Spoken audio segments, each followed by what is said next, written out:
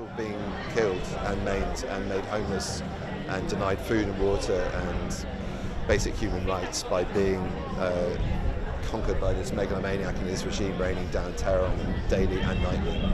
And they involve children and mothers, as we saw last week in the maternity hospital, which I'm going to talk about. It's pretty obvious why I stand united, and it's not just, and it's people in our industry, but it's also the wider population, and also Russians who are trying to stand up to the regime who've had enough.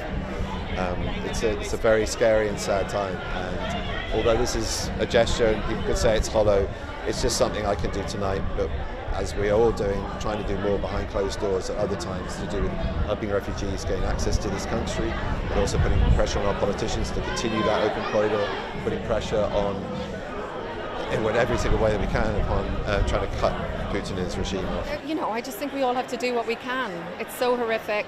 One of my best friends is Ukrainian. It's heartbreaking. It's just heartbreaking. I just can't imagine what it must be like to be anybody who's there, but to be, you know, it's especially the women and children who've had to flee because their sons and their husbands can't leave because everyone has to stay back and fight.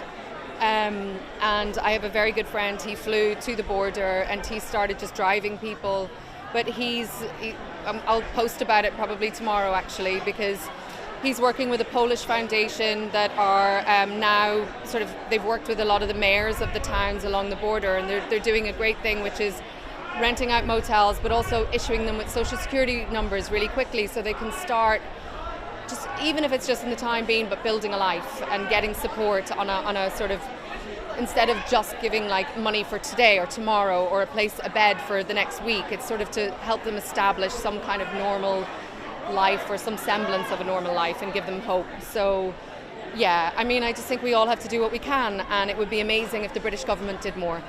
Yeah, this isn't a party that is in sort of disrespect for people who are currently losing their lives, who are being bombed, who are being attacked, or living under totalitarian threat. This isn't a kind of opposite to that, in my opinion, because what film allows you to do is stand in someone else's shoes for a while. And what we have done this year with all the films that are nominated is give people an opportunity to think differently. And if you think differently, if you can think differently about your situation and not just become entrenched in what your personal gain or position might be, that is a step towards reconciliation.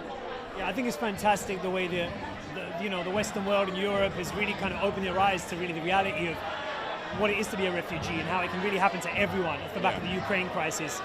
You know, we need to turn our attention to that crisis and help the people going through that terrible situation. I also hope this is a moment of people opening their eyes and their hearts to the reality of refugee crises around the world, in Syria, in Afghanistan, you know, just the world over really. And sadly, you know, it feels like there might be more and more of this. So now feels like a time, a reset, a moment to really hold hands around this issue.